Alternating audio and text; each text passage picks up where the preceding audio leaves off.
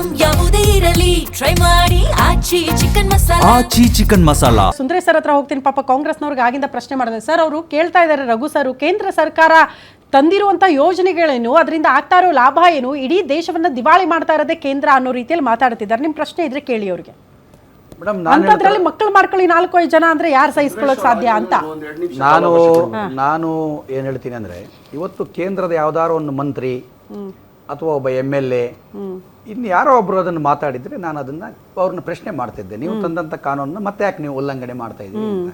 ಇದು ಒಂದು RSS ಕಾರ್ಯಕ್ರಮದಲ್ಲಿ ಅವರು ಸ್ವಾಮೀಜಿ ಮಾತಾಡಿರುವಂಥದ್ದು. ಅದನ್ನ ಎಷ್ಟರ ಮಟ್ಟಿಗೆ ಅನುದಾನಕ್ಕೆ ತರಬೇಕಂತಕ್ಕಂಥದ್ದು ಅದು ಸರ್ಕಾರಕ್ಕೆ ಬಿಟ್ಟಿರೋದು. ಅನುದಾನಕ್ಕೆ ತಂದ್ರೆ ನಾವೆಲ್ಲರೂ ಪ್ರಶ್ನೆ ಮಾಡುವಂಥದ್ದು ಉದ್ದೇಶ ಇದೆ. ಎರಡನೇದು, ಅವ್ರು ಎಲ್ಲೂ ಕೂಡ ಅಲ್ಲಿ ಕೋಮ ಪ್ರಚೋದನೆಯೂ ಮಾಡಿಲ್ಲ. ನೀವು 4 ಮಕ್ಕಳು ಮಾಡ್ಕೊಂಡು ಎಲ್ಲೋ ಗಲಾಟೆ ಮಾಡಿ, ಕುಸ್ತಿ ಮಾಡಿ, ಬಾಂಬ್ ಹಾಕಿ ಏನು ಹೇಳಿಲ್ವಲ್ಲ ಅವರು. ಈಗ ಮತ್ತೆ ಯಾವ ಹೆಣ್ಮಕ್ಳು ನಿಮ್ಗೆ ಇರೋದನ್ನು ಮಾಡಿಲ್ವಲ್ಲ. ಏನಾದ್ರು ನೀವು ಹೇಳೋದು 2 ಪರವಾಗಿದ್ದೀರಾ ವಿರುದ್ಧವಾಗಿದ್ದೀರಾ? ಯಾರು ಪರವಾಗಿದ್ದಾರೆ? ನಾನು ಪರವಾಗಿದ್ದೀನಿ. ಈಗ ಹೇಳಿರೋದು ಅವರು ಎತ್ಕೊಡುವಂಥದ್ದು ಮಾತ್ರ ಬಿಟ್ಟಿರುವಂಥದ್ದು, ತಾಯಿಗೆ ಬಿಟ್ಟಿರುವಂಥದ್ದು. ತಾಯಿ ಒಪ್ಪಿದ್ರೆ ಅವ್ರಿಗೆ ಬಿಟ್ಟಂತ ವಿಷಯ. ಅದರಿಂದ ಇವ್ರಿಗೆ ಲಾಸ್ಟ್ ಏನು, ಇನ್ನೊಬ್ರಿಗೆ ಲಾಸ್ಟ್ ಏನು? ದೇಶದಲ್ಲಿ ನಡೀತಾ ಇರುವಂತ ನಾನು ಹೇಳ್ತಾ ಅಲ್ಲ, ಒಂದ್ ನಿಮಿಷ, ನಾನು ಕಂಪ್ಲೀಟ್ ಮಾಡ್ತೀನಿ. ಆ ರೀತಿ ಇದ್ದಾಗ ಒಂದು ಸರ್ಕಾರದ ಅಧಿಕೃತ ಸೂಚನೆ ಆಗಿದ್ರೆ ಅದ್ರ ಬಗ್ಗೆ ಚರ್ಚೆ ಮಾಡುವಂಥದ್ದು, ವಿರೋಧ ಮಾಡುವಂಥದ್ದು, ನಿಮಗೆ ಎಷ್ಟು ಮಕ್ಕಳು ಇರುವಂಥದ್ದು ಕೇಳುವಂಥದ್ದು, ಟೇಬಲ್ ತಟ್ಟುವಂಥದ್ದು ಸಹಜವಾಗಿರ್ತದೆ. ಆದ್ರೆ ಅವ್ರು ಮಾತಾಡಲಿ, ಆಮೇಲೆ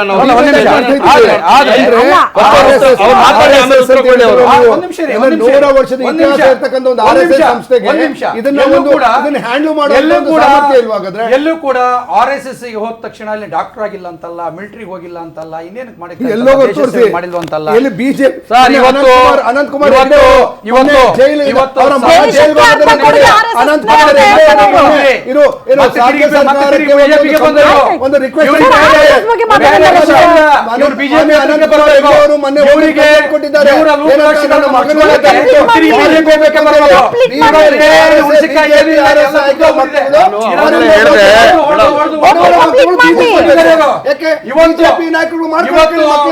ಇವತ್ತು ಇವ್ರು ಹೇಳಿದಾರಲ್ಲ, ಮಕ್ಕಳ ಕಲ್ಯಾಣ ಇಲಾಖೆ ಹೇಳಿದಾರಲ್ಲ, ಇವತ್ತು ನನ್ನ ಮಕ್ಕಳಿಗೆ ಒಂದು NICಗಳಲ್ಲಿ ICU ಸಿಗದೆ ಎಷ್ಟು ಮಕ್ಕಳು ಸಾವಾಗ್ತಿದಾರಲ್ಲ.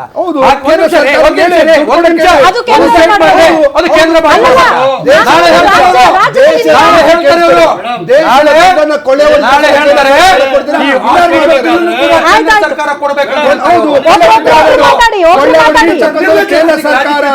ರಾಜ್ಯದ ದುಡ್ಡನ್ನ ರಾಜ್ಯದಲ್ಲಿ ಬರ್ತಕ್ಕಂಥ 7 ಲಕ್ಷ ಕೋಟಿ ದುಡ್ಡನ್ನ ಕೊಳ್ಳೆ ಹೊಡಿತಾ ಇರ್ತಕ್ಕಂಥವ್ರು ವಾಪಸ್ ಕೊಡಿ.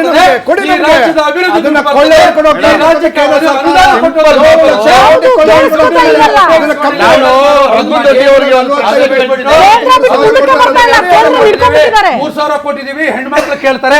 ಯಾವ ಹೆಣ್ಮಕ್ಳು ಕೇಳಿದಾರೆ? ಇಲ್ಲಿರುವ ರಾಜ್ಯದಲ್ಲಿ ಒಂದು ಅಭಿವೃದ್ಧಿ ಇಲ್ಲ. ಒಂದು ಶಾಲಾ ಕಾಲೇಜಲ್ಲಿ 6-7 ಕೋಟಿ ರೂಪಾಯಿ ಬೆಲೆ ಏರಿಕೆಯಿಂದ ಮಕ್ಕಳು ಸಂಘಟನೆಯವರು ಕುತ್ಕೊಂಡಿದ್ದಾರಾ, ನೀವು ಕುತ್ಕೊಂಡಿದ್ದೀರಾ? ಒಂದ್ ನಿಮಿಷ, ಕೇಳಕ್ಕೆ ನೈತಿಕತೆ ಬೇಕಲ್ಲ ಅವರಿಗೆ, ಕೇಳಕ್ಕೆ ನೈತಿಕತೆ ಬೇಕಲ್ಲ.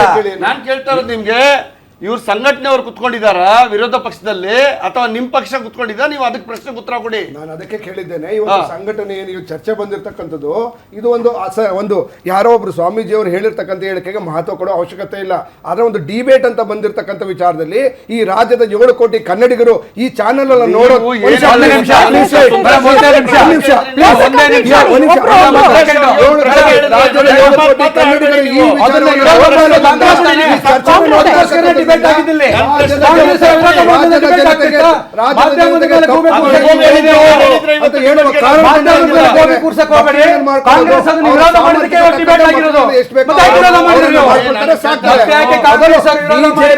RSS ನಾಯಕರು ಸ್ಲೋಗನ್ ಕೊಡ್ತಾ ಇದ್ದಾರೆ.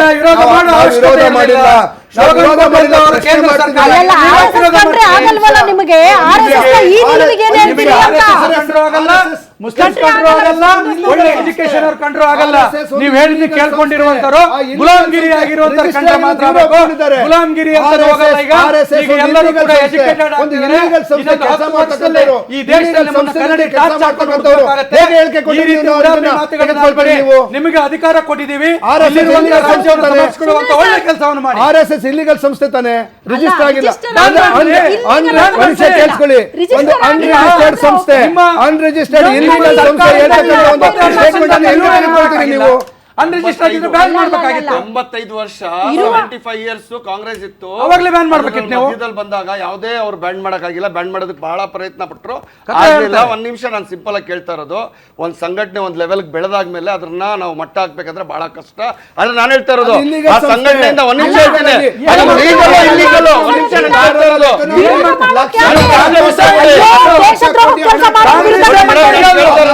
ಈ ದೇಶದ ಪ್ರಜೆನೇ ತಂದಿಲ್ಲ ಅವರು. ಹೊರಗಡೆ ದೇಶದ ಪ್ರಜೆ ನೀವೇ ಇಲ್ಲಿಗಲ್. ಲಕ್ಷ ಲಕ್ಷ ಕೋಟಿ ಹಣ ಅಲ್ಲ, ಯಾರಿಗೆ ನನಗೆ ಟ್ರಾನ್ಸ್ಫರ್ ಅರ್ಥ ಆಗ್ತಾ ಇಲ್ಲ. ಮಾಡ್ತಾ ಅವ್ರು ಇದ್ದಾರೆ? ಭಯೋತ್ಪಾದಕರ ರೀತಿಯಲ್ಲಿ ನೋಡ್ತೀರಲ್ಲ ಸರ್, ದೇಶಕ್ಕೆ ಏನ್ ಮಾರ್ಗ ಆಗಿದೆ ರಿಜಿಸ್ಟರ್ ಮಾಡ್ಸಕ್ ಹೇಳಿ, ಹಾಗಾದ್ರೆ ರಿಜಿಸ್ಟರ್ ಮಾಡ್ಸಕ್ ಹೇಳಿ. ಅದು ಅಲ್ಲ, ರಿಜಿಸ್ಟರ್ ಮಾಡ್ಸಕ್ ಹೇಳಿ. ಅಲ್ಲ, ಅಲ್ಲ, ಒಂದ್ ನಿಮಿಷ. ಅಲ್ಲ, ಅಲ್ಲ, ರಿಜಿಸ್ಟರ್ ಮಾಡಿದ್ರೆ ಲಕ್ಷ ಲಕ್ಷ ಅವತ್ತು ಕೋಟಿ ಯಾಕೆ ಖರ್ಚು ನಿಮ್ಗೆ ಮಾಡ್ತಾರೆ ಅಂದ್ರೆ ತಾಕತ್ತು ಇರ್ಲಿಲ್ಲ? ಅದು ಭಾಳ ಅಲ್ಲ, ಎಕನಾಮಿ ಎಷ್ಟೋ ರಿಜಿಸ್ಟರ್ ಆಗದೆ ಇರೋ ಸಂಘಟನೆಗೆಲ್ಲ ರ್ಯಾಲಿ ಮಾಡಕ್ ಅವಕಾಶ ಮಾಡ್ಕೊಟ್ಟಿದ್ರೆ ರಾಷ್ಟ್ರ ಸಮನ್ವಯ ಸಮಿತಿ ಅದು ರ್ಯಾಲಿ ಬಗ್ಗೆ ಅಲ್ಲ, RSS ನೀವು ಮಾತ್ರ. ರ್ಯಾಲಿ ಬಗ್ಗೆ ಅಲ್ಲ. ಅಲ್ಲ, ನಾನು ಇವತ್ತು ಹೇಳ್ತಾ ಇರೋದು. ಒಂದು unregistered illegal ಸಂಸ್ಥೆ ಲಕ್ಷ ಲಕ್ಷ ಕೋಟಿ ಹಣವನ್ನು ಹೆಂಗೆ ಟ್ರಾನ್ಸಾಕ್ಷನ್ ಮಾಡುತ್ತೆ? ಅದು ಯಾವುದು illegal ಅಲ್ವಾ? ಎಲ್ಲಿದೆ ತೋರಿಸಿ. ಅದನ್ನ ಹೇಳೋದು. ಯಾವ್ದ್ರಲ್ಲಿದೆ? ಓಕೆ. RSS ಅಕೌಂಟ್ ಇದೆಯಾ? ನಡ್ಸಕ್ಕೆ ದುಡ್ಡು RSS ಅಕೌಂಟ್ ಇದೆಯಾ? RSS ಕಾಂಗ್ರೆಸ್ ಕೊಡುತ್ತೆ. ಅದೇ ಹೌದು. ಕಾಂಗ್ರೆಸ್ ಕೊಡುತ್ತೆ. ಎಲ್ಲ illegal. ಕಾಂಗ್ರೆಸ್ ಇದು. ಎಲ್ಲ ಬೇನಾಮಿ. ಕಾಂಗ್ರೆಸ್ ಅವರು ಬ್ಲಾಕ್ ಮನಿ ಕೊಡ್ತಾರೆ. RSS ಎಲ್ಲ ನೀವು ಬೇನಾಮಿ. ಕದ್ದಿಟ್ಟಿರುವಂತ ಹಣ ಕೊಡ್ತಾರೆ. ಬ್ಲಾಕ್ ಮನಿ ಎಲ್ಲ ಎಲ್ಲೋ ನೀವು ಇದೆ. ಕದ್ದಿಟ್ಟಿರುವಂತ ಹಣ ತಂದಿದ್ದಲ್ಲ, ಕಾಂಗ್ರೆಸ್ ಅವ್ರ ದುಡ್ಡು. RSS 72 ವರ್ಷ ಕಾಂಗ್ರೆಸ್ ಅವ್ರು ಬ್ಯಾನ್ ಮಾಡಕ್ಕಾಗಿಲ್ಲ. ಕಾಂಗ್ರೆಸ್ ಅವರು RSS ಅನ್ನು ಬಳಸ್ತಾ ಇದ್ದಾರೆ. ನರೇಂದ್ರ ಮೋದಿ ಅವರು ಹೇಳಿದ್ರು ಬ್ಲಾಕ್ ಮನಿ ತತ್ತೀನಿ ಅಂತ. ಕಾಂಗ್ರೆಸ್ ಅವ್ರೆ. RSS ಶಾಖೆ ಆಯ್ತು, ಇರಿ ಸರ್, ಬ್ಲಾಕ್ ಮನಿ ವೈಟ್ ಮನಿಗೆಲ್ಲ ಹೋಗ್ಬೇಡಿ, ಇಲ್ಲ ಹೇಳಿ. ಸಿಂಪಲ್ ನನ್ನ ಪ್ರಶ್ನೆ ಇಲ್ಲಿ ನೋಡಿ ಕೇಳ್ತೀನಿ. ಇವ್ರು ಕೇಂದ್ರ ಸರ್ಕಾರದ ಬಗ್ಗೆ ಮಾತಾಡ್ತಾರಲ್ಲ, ಅಧಿಕಾರಕ್ಕೆ ಬರಕ್ಕಿಂತ ಮುಂಚೆ ಬಿಜೆಪಿ ಏನಿತ್ತು, ಅಧಿಕಾರಕ್ಕೆ ಬಂದಾದ್ಮೇಲೆ ಬಿಜೆಪಿ ಏನಿದೆ ಅಂತ ಎಲ್ಲರಿಗೂ ಗೊತ್ತು. ಏ, ಅದೇಪ್ಪ ವಿಷ ಮೇಡಮ್ ನೋಡಿದ್ರೆ ಸಿಂಪಲ್ ಆಗ್ತದೆ.